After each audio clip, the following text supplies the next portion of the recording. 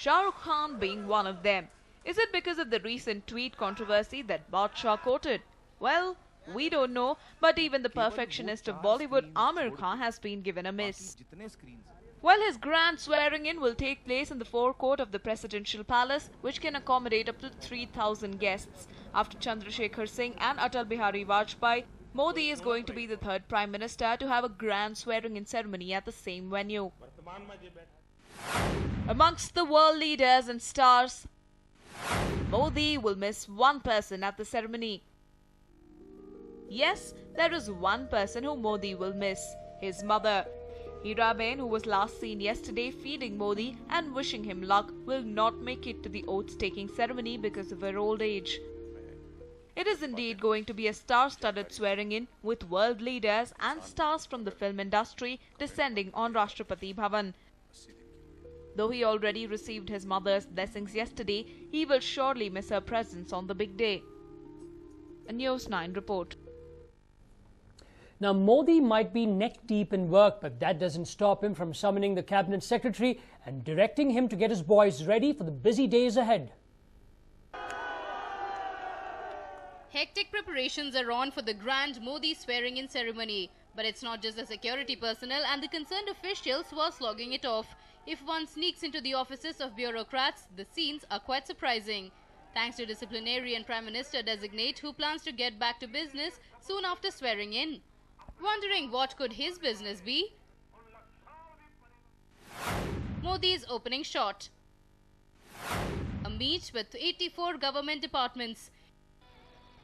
Yes, post-Monday, Narendra Modi will be busy in meetings with 84 departments. Narendra Modi has asked all the secretaries to do their homework. That includes a 20-minute PowerPoint presentation. While the bureaucrats have been asked by the Cabinet Secretary A.K. Seth to be prepared to talk about their achievements, downsizing and restructuring.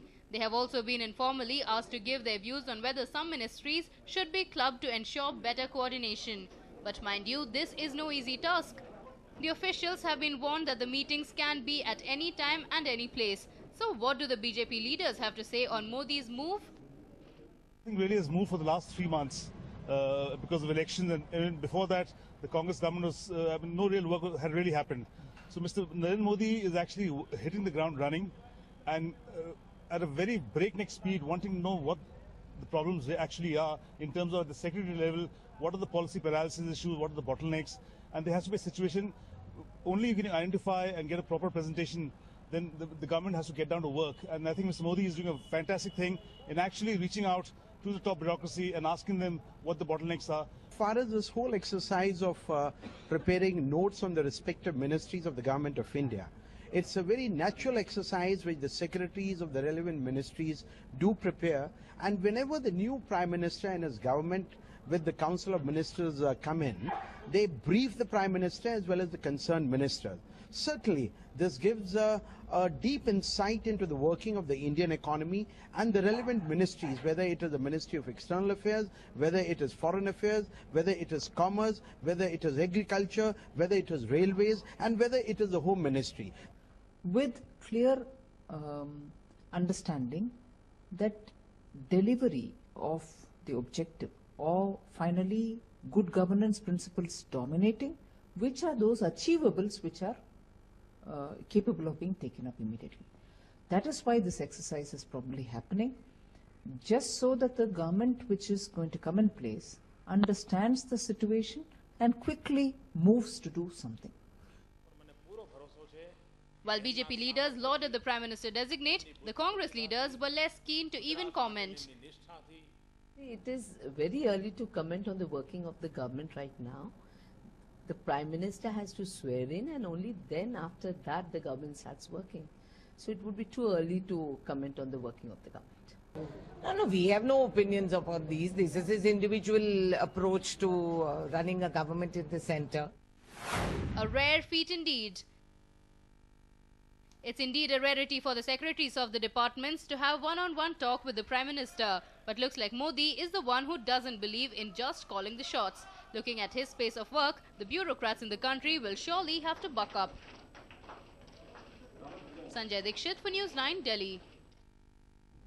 Now, Arvind Kejriwal just refuses to do what the court wants him to do.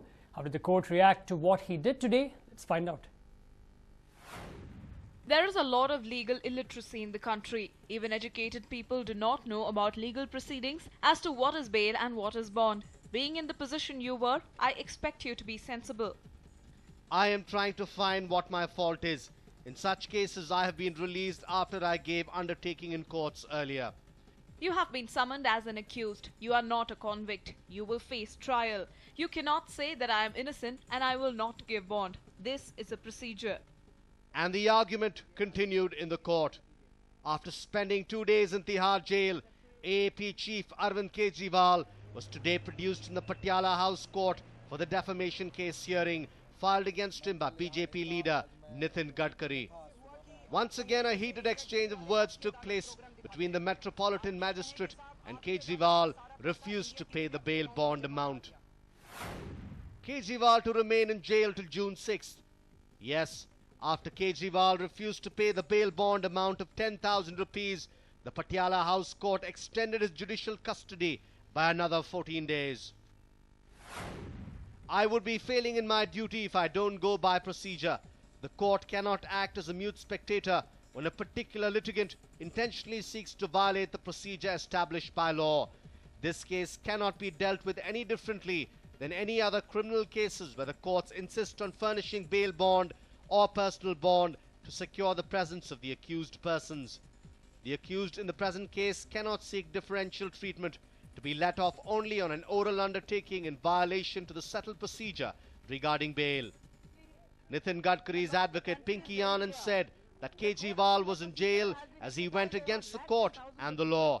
When any accused appears before the court, the accused is supposed to furnish a bail bond with or without surety. In today's case, in fact, the court explained at length to Mr. Kejriwal directly by saying, I thought you were represented by counsels, so therefore there was no need to tell you, but I feel must apprise you of the situation. For a long time she explained the entire procedure of the Code of Criminal Procedure. Mr. Kejriwal also sought exemption on 7th of April. We never objected to the exemption. We objected to his not fulfilling the bail bond. That is the only reason he's inside. AP leader and lawyer Prashant Bhushan said that the court's order was not right and that they would move the High Court. That it is not necessary in a case where a person is summoned that he must be taken into custody and thereafter released only on a bail or on a bond. Therefore, this is an incorrect order. We will be challenging it in the High Court as soon as possible.